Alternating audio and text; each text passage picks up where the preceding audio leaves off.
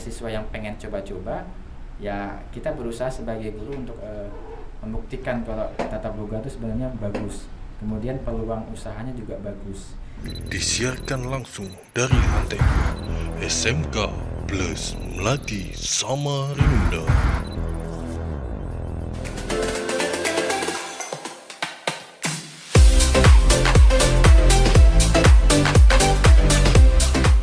Assalamualaikum warahmatullahi wabarakatuh. Kembali lagi bersama saya Hernawati dan Ibu Dina di acara podcast SMK Plus TV.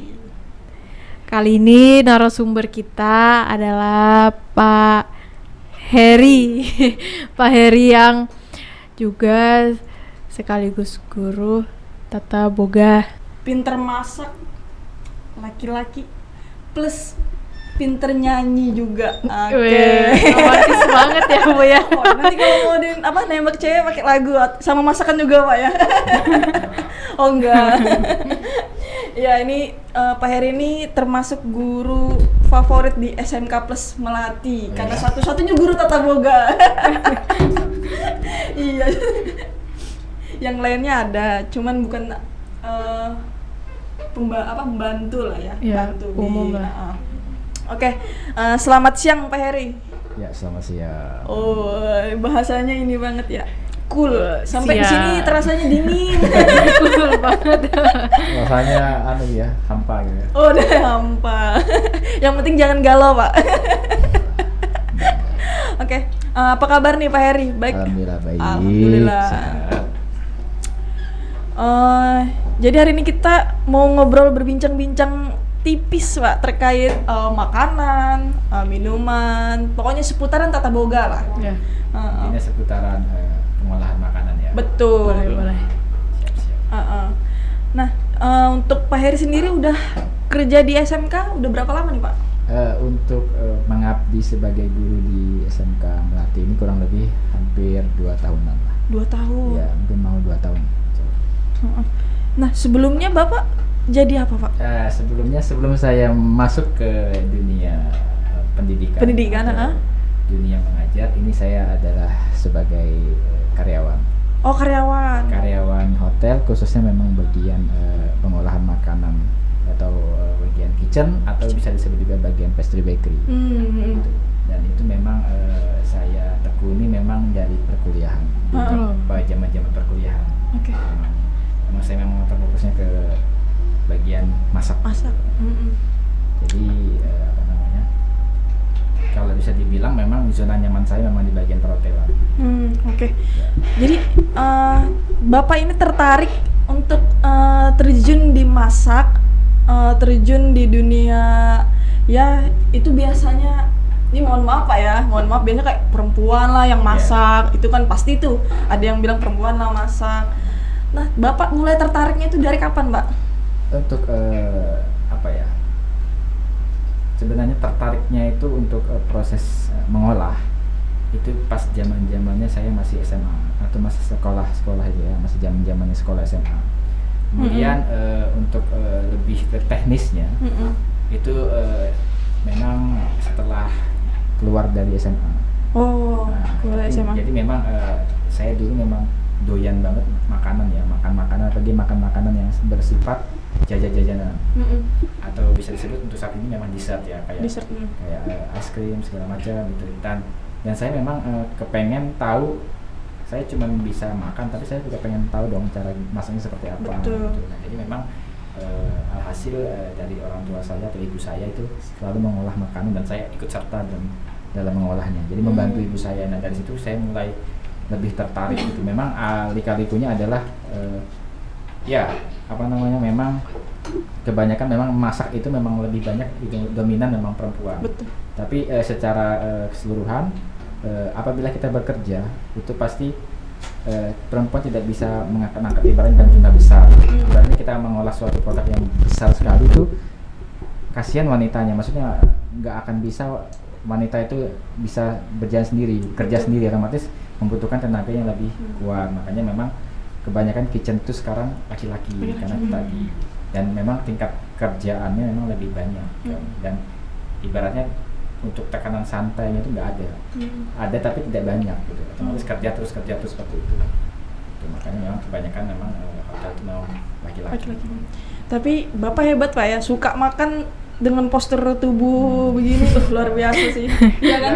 Ya, mengatur banget polanya. Bawaan dari sana kali ya, dari keturunan Pak ya. Karena memang ada beberapa keluarga saya turunnya memang kurus. Oke.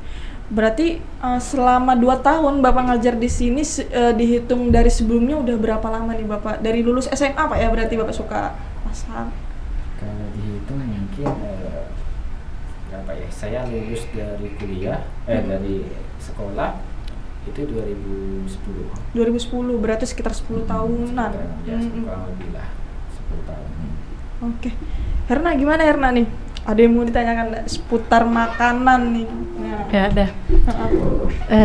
Jadi Bapak pernah nggak sih ngerasa ada makanan yang menurut Bapak tuh susah banget gitu?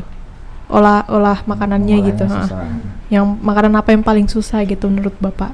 Sebenarnya untuk mengolah makanan itu sebenarnya yang paling susah, bukan susah sih ya, maksudnya paling rumit itu bagian kontinental. Kontinental adalah bagian yang masakan-masakan luar negeri. Nah, itu sebenarnya rumitnya adalah mereka banyak mengolahnya itu bertahap, tahap demi tahap, dan itu juga sebenarnya tidak boleh sembarangan untuk memasukkan bumbunya, apanya seperti apa, bertahap ya. Itu sih sebenarnya tingkat rumitnya. Nah, tapi sebenarnya juga di bagian Indonesia juga susah juga. Susahnya adalah kita harus menentukan rempah-rempah yang benar-benar sesuai dengan hasil makanan yang akan kita buat, itu tidak boleh sembarangan gitu. Jadi porsi atau jumlah yang akan kita gunakan sebagai bahan untuk mengolah makanan itu nggak boleh sembarangan, harus ditimbang. Apalagi kalau misalnya kita mengolah makanan yang bersifat kayak roti-rotian, kemudian cake, itu juga nggak boleh sembarangan dari situ. Makanya jujur saya akan menceritakan tentang yang benar-benar paling saya yang paling saya benar-benar tekankan itu di bagian pastry bakery, karena disitulah zona nyaman saya. Nah, memang pastry itu yang benar-benar paling susah adalah kalau kita tidak menggunakan timbangan. Jadi karena poin besarnya adalah kita harus menggunakan timbangan. Tanpa timbangan itu kita nggak bakal bisa bikin suatu produk, kan susah. Kemudian setelah itu selain timbangan juga kita harus menggunakan namanya pengaduk atau mixer atau dot mixer atau segala macamnya seperti itu. Itu yang benar. Kemudian teknisnya juga, teknik dalam pembuatannya itu kita juga harus benar-benar paham. Itu. Tapi memang untuk tingkat kesulitan yang benar-benar benar-benar agak istilahnya antara makanan Indonesia atau makanan luar negeri, memang tingkat kesulitannya bagi saya adalah tingkat bagian kontinental atau luar negeri, makanan luar negeri lah biasanya. Selama Bapak kerja baik di dunia, pernah di hotel tadi Pak ya, sampai di sekolah, pernah tidak ada orang yang tidak mau makan dari masakan Bapak? Sejauh ini nggak ada sih. Belum ada Pak ya? Mau makan apa? Iya, mau makan aja aja. Pak. Namanya orang lapar dimakan. Betul. Semua Mau aja. Kali aja kan, saya nggak bisa nih makan yang ini, nggak bisa makan ini. Biasanya Bapak buat apa sih Pak? Yang paling sering dibuat? Gimana? Di sekolah atau di hotel biasanya sebelumnya itu? Kalau di hotel pasti saya seringnya bikinnya ya kue ya. Kue, cake segala macam. Kalau di sekolah ya tergantung dari biasanya kalau ada praktek ya itu. Pas praktek. Diolah, ya. Tapi kalau kita memang di sekolah ini memang setiap Sabtu itu ya mungkin sebulan 2 kali itu memang mengadakan kayak acara masak-masak gitu. Dan itu memang biasanya memang yang dimasak itu ya kalau nggak ayam ya mie, ya ibaratnya yang murah meriah lah seperti itu. Dan memang ya alhamdulillah ya banyak yang mau suka gitu. Iya. Dimakan aja istilahnya kan, yang masih bisa masuk dalam dalam mulut lah ya. Kemudian nih Pak, di SMK sendiri ini kan Bapak sebagai guru tata boga pasti menemukan peserta didik yang baru atau ada yang mau coba-coba aja masuk di tata boga ya kan Pak. Nah, pernah nggak Bapak nemukan peserta didik seperti itu, terus cara mengatasinya seperti apa? maksudnya gimana? Dijelaskan lagi. Iya. Ini gimana? Yang misalnya ada peserta didik yang masuk di jurusan tata boga tapi sebenarnya mereka tidak punya keahlian di dalam situ. Iya. Mau coba-coba doang gitu. Coba. Sebenarnya gini ya. Anak-anak itu kan kebanyakan lulusnya dari SMA ya. Dari SMP ya. Nah, SMP itu sebenarnya mereka belum punya jati diri yang benar-benar pas gitu kan. Nah, mau dibawa mana ke mereka ini? Sebenarnya setelah lulus SMP mau kemana mereka ini? Itu kan kayaknya diambang-ambang dari pikiran mereka masih bingung. SMK atau SMA ya. Oke, SMA kan, sedangkan SMA ini kan kita setelah lulus dari SMA otomatis kita harus kuliah dulu. Betul. Nah, kuliah dulu itu kan otomatis perlu biaya. agak ribet kan, harus milih apa lagi. Nah, SMK kan ibaratnya begitu kita lulus dari SMK kita sudah bisa kerja atau kita bisa buka bangun usaha atau gimana. Nah, kemudian mikir lagi, kita pilih SMK, SMA mau jurusan apa? Nah, jurusannya banyak. Nah, kemudian anak ini intinya setelah masuk SMK ini milih SMK Melati ya. Oke. SMK Melati cuma punya 2 jurusan. Nah, jurusan Tata Boga dan jurusan TKJ. Nah, kemudian mereka mencoba lagi untuk memikirkan TKJ atau Boga. Nah, di era yang sekarang ini 2021 itu mungkin saya bisa bilang Boga ini sangat cukup meningkat ya, karena juga memang semenjak ada kayak seperti MasterChef segala macam itu kan makin naik. Nah, jadi kalau saya bilang untuk tingkat kemauan anak untuk masuk ke Tata Boga sebenarnya cukup bagus, cukup ada peluang. Cuma memang kalau seandainya memang ada siswa yang pengen coba-coba, ya kita berusaha sebagai guru untuk membuktikan kalau Tata Boga itu sebenarnya bagus. Kemudian peluang usahanya juga bagus. Setelah dia lulus nanti mungkin dia juga bakal punya motivasi atau punya ilmu sedikit tentang masak itu gimana, karena memang memasak itu nggak sesuatu hal yang bisa dibilang mudah, tapi nggak mudah amat gitu. Maksudnya kalau dia mau niat, benar-benar niat, pasti akan ada peluang untuk bisa membangun usaha itu. Karena memang sekarang ini kan kalau di era yang pandemi gini ya, usaha makanan ini sangat besar sekali. Betul. Masuk di dunia usaha ini sangat bagus banget peluangnya itu. Jadi kita buktikan kalau memang Tata Boga itu adalah benar-benar jurusan yang benar-benar bagus untuk usaha, salah satu peluang usaha gitu sih. Iya. Terus Pak, ini untuk ini kan mereka udah SMK, udah otomatis udah dapatkan satu keahlian Pak ya. Nah, harapan Bapak ke depan untuk anak-anak yang sudah punya keahlian ini apa nih Pak? Ya, harapannya semoga intinya kalau dia sudah lulus dari sini ya kalau memang dia mau lanjut kuliah ya semoga saat ini ya intinya kalau seandainya dia memang kuliah ya semoga aja mendapatkan ilmu yang lebih dari ada yang di SMA, di SMK ini mendapatkan ilmu yang lebih dari SMK ini, dan dia semakin bisa membuktikan daripada dunia kalau Tata Boga itu ternyata sangat luar biasa sekali ilmunya. Intinya karirnya sudah sangat bagus sekali untuk itu. Dan kemudian kalau misalnya untuk anak-anak yang lulus SMK dan langsung bekerja, semoga aja memang mereka itu bisa membuktikan pada rekan kerjanya, bosnya atau siapapun itu, bahwa memang siswa yang lulus dari SMK dan jurusan Boga itu bisa bersaing sama orang-orang di luar sana. Betul. Intinya orang-orang di luar sana yang memang jauh lebih besar atau lebih pengalaman dari dia, ini gitu. Oke. Nah, ini lagi Pak, ini kan kita lagi di pandemi nih Pak ya, masyarakat pasti lebih banyak di rumah, ya kan? Pasti banyak di rumah aja mainnya, jarang aktivitas untuk keluar keringat saja kayaknya kurang nih. Nah, pesan nih dari Bapak untuk masyarakat untuk menjaga pola makannya seperti apa, atau selama pandemi bagusnya kita makan apa sih yang bagus gitu? Saya kan bukan ahli gizi. Jadi saya cuma bagian yang bisa memahami pengolahan masak. Jadi tapi ya saya tahu memang untuk menjaga pola makan sebenarnya ini simpel aja, kita menjaga 4 saat 5 sempurna. Okay. Itu sih. Jadi kalau memang kita di rumah aja, ya intinya jangan hanya makan karbohidratnya saja. Kita juga perlu makanan protein, lauk pauk seperti itu. Intinya seimbangkan lah. Minum susu rutin, roti segala macam gitu. Jangan cuma jajan. Intinya ini perbanyak makan sayur, makan buah-buahan seperti itu sih. Intinya gitu aja sih. Kalau jajan-jajan itu berarti kurang ini Pak ya? Kurang sehat atau kurang ibaratnya jajan tuh boleh, tapi paling sedikit ya di saat sore hari aja. Kalau pagi itu biasanya lebih ke banyak karbohidrat sama sayuran. Kalau pagi itu Pak ya? Sebenarnya. Tapi kalau memang benar-benar lebih simpel sih memang pagi itu sebenarnya roti tawar seperti itu campur susu seperti itu sama telur, itu aja. Tapi kalau Indonesia kan nggak mungkin ya. Indonesia itu pasti langsung nasi banget. Tanpa nasi nggak kenyang. Bisa sama nasi, sama telur lagi sama telur bisa gitu. Kan memang porsinya luar negeri sama Indonesia kan beda. Kalau luar negeri ya roti-rotian gitu. Roti tawar, keju segala macam udah.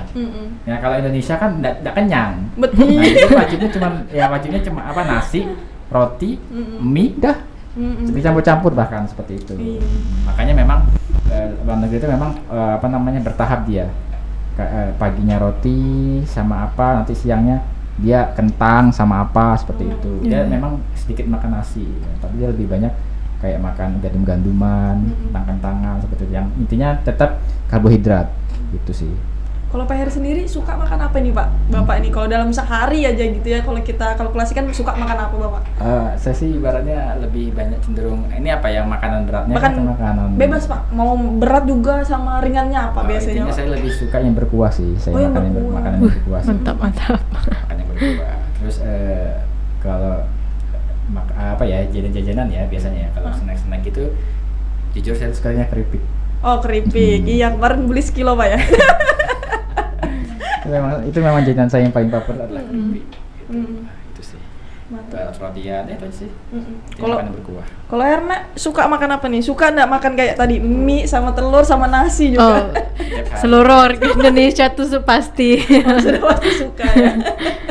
Apalagi kalau misalnya hujan-hujan itu Pak ya. Mantap. Mie kuah tuh enak banget. Tapi bener nggak sih? Menurut Bapak bener nggak sih kalau orang yang suka makan yang berkuah itu pencernaannya lancar katanya? Tergantung apa yang dimakan dulu. Kalau misalnya berkuahnya itu berkuah santan terus ya enggak lah ya. Jadi lemak ya Pak ya. Berkuahnya tuh ganti-ganti lah, jangan cuma yang berlemak, kalau bisa yang bening juga gitu. Intinya kan yang berkuah kan banyak ya, ada sayur bening, ada soto, ada rawon segala macam. Tapi kan paling tidak ya jangan setiap hari yang bersantan lah, jangan setiap hari yang berlemak atau gimana seperti itu. Betul. Bapak, susah tidak Pak ngajarkan anak-anak tata boga di tengah pandemi ini kan? Kalau tata boga harus praktek. Sangat susah karena kan jujur ya, sebenarnya kalau saya itu memang mengajarnya sambil praktek. Betul. Harusnya. Cuma memang dari peraturan itu harus teori dulu baru praktek. Jadi memang saya menerapkan teorinya aja. Sebenarnya memang teori sambil praktek itu hal yang paling bagus sekali untuk peningkatan anak-anak. Karena memang teori sampai praktik itu adalah hal yang paling bisa langsung masuk ke otak anak-anak gitu. Tapi karena memang aturan dari pemerintah ya, aturan dari atasan memang harus teori dulu baru penerapan prakteknya. Jadi mau tidak mau saya harus mengikuti seperti itu. Jadi memang kebanyakan yang saat ini saya terapkan adalah teorinya dulu. Saya lihatkan teorinya dulu gimana. Intinya kita memberikan bayangan dulu seperti materi seperti ini loh. Untuk pelajaran ini seperti ini, untuk pembahasannya ini seperti itu. Jadi kalau untuk praktek sebenarnya saya pengen, cuma memang tidak boleh dulu dilarang. Jadi ya mau tidak mau saya hanya memberikan video atau mungkin ya cuma teorinya saja atau materinya saja seperti itu. Yang penting anak-anak sudah ada bayangan seperti itu. Kalau kemarin itu Pak, biasanya tuh lebih ke makanan apa sih kalau lagi jadwal praktek gitu? Kalau saya memang jujur lebih ke pastry bakery ya. Kalau yang kemarin kan tahun lalu ya, itu memang ada 2 guru. Nah, yang satunya itu memang khusus bagian yang main course atau makanan beratnya. Nah, saya adalah bagian yang makanan ringan atau yang bagian dessertnya. Ya khususnya kayak rotian atau cake-cakean, kue-kuean seperti itu. Jadi memang yang paling sering saya buat atau yang sering saya praktekkan adalah kue-kuean dan hasilnya pun itu dijual.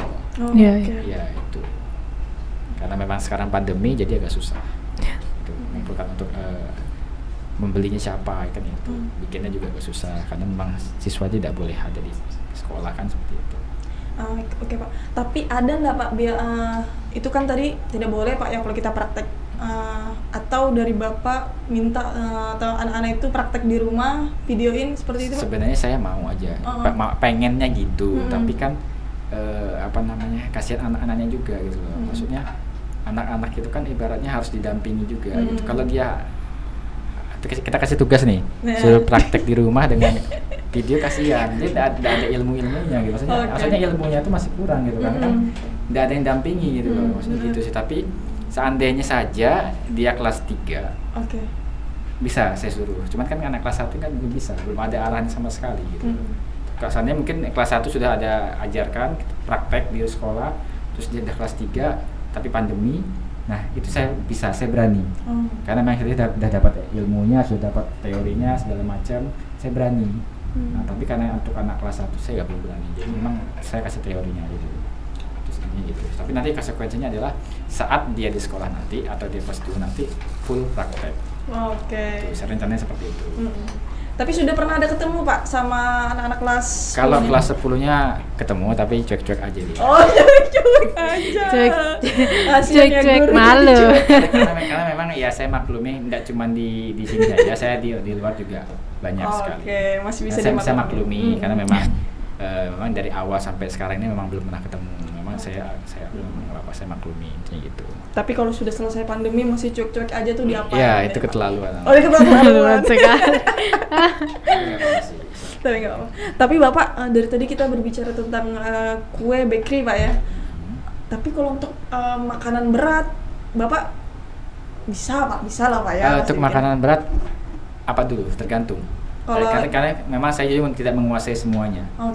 Karena memang saya memang di zona nyamannya adalah bagian pastry bakery memang. Tapi kalau disuruh memang untuk masak main course atau makanan berat saya bisa. Apa biasanya? Saya biasanya memang ya masih ini sih, masih biasa aja sih, kayak misalnya mie goreng, kemudian sapi lada hitam, enak ya, udang-udangan. Jadi lapar Bu ya. Intinya yang biasanya pakai udang asam manis segala macam seperti itu sih intinya. Kalau saya suruh nyebutkan sih agak bingung, tapi kalau disuruh ditanyakan saya mungkin agak capcay mungkin bisa. Iya. Oh iya Pak, ini Bapak udah berkeluarga Kak Pak? Sudah Bu. Sudah sold out Bu. Kayak pakaian dong. Iya. Kalau di rumah sudah berkeluarga dengan istri, ya biasanya yang sering masak siapa nih Pak? Ya istri lah. Oh istri. Tetap istri. Tetap istri ya. Cuman memang di rumah itu juga kita rundingan, bukan rundingan sih, maksudnya kalau ada mau makan ya kalau mau masak silakan masak gitu. Gitu kalau memang nggak mau masak ya udah nanti saya yang masak gitu. Gantian Pak ya. Tapi memang lebih seringnya memang istri. Karena bagaimanapun juga kan istri harus melayani suami. Betul. Iya. Oh ya Pak, Bapak kan suka makan, suka masak. Ada enggak? Kalau makan enggak terlalu suka sih. Suka, ya, tapi memang kalau ditawari makanan memang kadang mau kadang enggak. Tapi lebih sering mau. Iya. Bapak ada. Gak boleh nolak Pak, ditawar tuh ambil. Tergantung tempatnya juga. Kalau tempatnya di mana ya agak mikir juga lah gitu loh. Jangan juga kan. Tapi kayak di sini tawari makanan enggak mungkin kan gitu. Iya. Sebenarnya mungkin sih Pak kalau ada nih. Ya, tergantung tempatnya dulu. Tawari makanan kan. Waduh, di podcast nggak ada makanan nih tapi. Bapak ada ini Pak, alergi makanan enggak Pak? Sebenarnya bukan alergi sih, kayak ya mungkin kalau misalnya makan mungkin agak gimana gitu. Saya agak sedikit kurang dengan kacang. Oh kacang. Kacang tanah. Waduh kacang tanah. Karena kan kalau misalnya saya makan kacang tanah mungkin agak gatal sama jerawatan. Oh kayak bintik-bintik iya, gitu. benar. Itu sih. Terus juga ikan asin juga kadang, tapi nggak semua ikan asin sih. Itu sih yang saat ini memang terjadi itu. Padahal enak ya kacang itu. Kalau dibikin kue lebaran tuh kan ada tuh Pak kacang telur katanya tuh. Tapi kalau ini bicara lebaran nih Pak, kita kan bentar lagi mau bulan puasa. Bapak ada ini nggak Pak? Kayak buka-buka usaha gitu Pak, usaha-usaha kue atau makanan? Buka Pak ya? Saya udah buka usaha itu kurang lebih 1 tahun setengah. 1 tahun sebelum saya menikah juga saya sudah mencoba buka usaha itu. Usahanya itu masih berbau dengan cookies. Oh, kue. Dan memang alhamdulillahnya memang ya meskipun memang tidak setiap hari ya, tapi alhamdulillah ada aja peminatnya. Gimana Herna? Itu di mana Pak? Bapak bikin usaha gitu? Di rumah. Di rumah Pak ya? Yang bikin? Saya lah. Saya Bapak. Tapi udah berjalan 1,5 tahun ini, berarti lumayan apa ya? Alhamdulillah lumayan. Memang sebenarnya kemarin memang sedikit takut-takut juga sih. Maksudnya takut tidak laku atau bagaimana. Ternyata alhamdulillah peminatnya banyak juga. Gitu. Memang kita nggak tahu ya rezeki itu dikasih sama Allah itu gimana, dengan bentuk apa ya. Tapi memang selama kita usaha, kemudian juga punya niat yang baik, insya Allah ada aja bang rezeki itu. Dan ya alhamdulillah usaha yang saya tekuni itu ternyata membuahkan hasil juga, banyak peminatnya juga. Termasuk ya itu, termasuk pas lebaran ada yang minta dibuatkan cookies, ya saya buatkan sesuai dengan apa yang saya sanggupi, apa yang saya bisa ya saya buatkan. Dan alhamdulillah banyak peminatnya sampai sekarang. Tapi saya nggak tahu ke depannya seperti apa, juga semoga mungkin banyak. Iya. Bapak kan udah ada jual kue sekitar 1 tahun Pak ya. Nah kira-kira Bapak ada mau bikin toko nggak? Biar orang makin banyak tahu gitu. Sebenarnya sih kalau untuk disuruh membangun toko, ya saya sebenarnya mau aja. Mau sih, pengen banget. Cuman memang untuk saat ini kayaknya belum bisa dulu. Karena memang saya masih fokus untuk mengajar. Kemudian saya kan mengajar juga nggak di satu tempat ya. Lebih dari 1 tempat. Jadi mungkin saya mau ini dulu, mau fokus untuk ini dulu, mengajar sampai benar-benar memang saya benar-benar mantep lah. Nah mungkin kalau setelah itu memang kalau memang ada rezekinya, insya Allah saya bangun toko. Amin. Oh iya Pak, untuk promosi nih Pak ya, itu ada di kalau kita mau pesan tuh di mana? Itu kan boleh itu dimasukin di sini. IG-nya atau YouTube-nya. Nggak mau tanya dulu apa yang produk apa yang mau dijual, maksudnya yang dibuat. Tadi cookies dan ya boleh sih Pak. Sebenarnya yang paling utama itu saya memang bikin pie ya. Pie. Suka pie? Ya, pie susu ya tuh. Pie buah. Buah. Pie. Nah. Biasanya buah apa tuh Pak? Yang buahnya macam-macam. Jadi awalnya memang bikin mini fruit pie. Mini fruit pie itu menjadi besar jadi bidai pie. Mini fruit pie, bidai pie, kemudian bikin putu Belanda, kemudian langsung ke cookies-cookisan. Itu aja sih sebenarnya usaha saya. Intinya adalah pie. Segala jenis produk yang berbau pie. Gitu. Kalau selain pie? Cookies itu aja. Tapi kalau misalnya orang lain tuh kayak misalnya bisa bikin ini, bikin itu, mungkin saya bisa. Itu sih kayak misalnya Pak atau Mas bisa bikinkan ini kah nona manis cantik segala macam intinya. Kalau misalnya saya bilang bisa ya bisa ini gitu. Tapi memang saya juga nggak bisa langsung menerima karena saya juga lihat keadaan dulu. Takutnya misalnya besoknya saya ngajar kan saya nggak bisa bikin kan. Intinya adalah saya mencari waktu juga yang tepat seperti waktu apa, hari apa seperti itu. Cuma memang saya lebih sering on atau bikin produk itu hari Sabtu Minggu. Itu dan saya memang punya Instagramnya khusus buat produk itu adalah HR Bakery. HR Bakery, oke. Buat teman-teman nih yang mau pesen kue pie, cookies Pak ya. Cookies tuh coklat bukan sih Pak? Cookies itu banyak ya, beragam. Ada putri salju. Intinya adalah dia berkarakter cookies. Bisa putri salju, bisa kastanyel, bisa nastar, bisa bola-bola salju segala macam. Bola-bola salju. Ya intinya adalah segala jenis produk yang berbau cookies begitu. Berarti pas banget Pak. Ya tergantung penjual pembelinya. Misalnya dia minta buatkan apa ya saya buatkan gitu. Tapi kan berarti bertema dengan cookies seperti itu. Pas banget Pak ya. Bentar lagi kita bulan Ramadan, Lebaran. Pas banget pas di HR Bakery, itu di Instagramnya tuh. Nanti kita cantumkan juga Pak di videonya HR Bakery kan. Iya, jangan lupa di follow dan dipesan kuenya. Luar biasa sekali ya Her. Iya. Ini luar biasa sih karena Bapak ini selain bisa masak, ngajar, ngajarnya di 2 sekolah lagi Pak ya. Ngajar pernah kerja di hotel juga. Ya. Banyak pengalamannya. Alhamdulillah. Jadi buat anak-anak di SMK harusnya banyak belajar dari Bapak Pak ya. Ya harusnya. Harusnya ya. Harusnya tapi semoga. Tergantung siswanya sih gimana. Betul.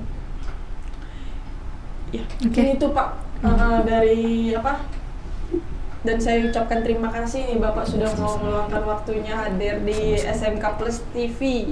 Ya, sama-sama. Sampai sini kita akhiri podcast kali ini.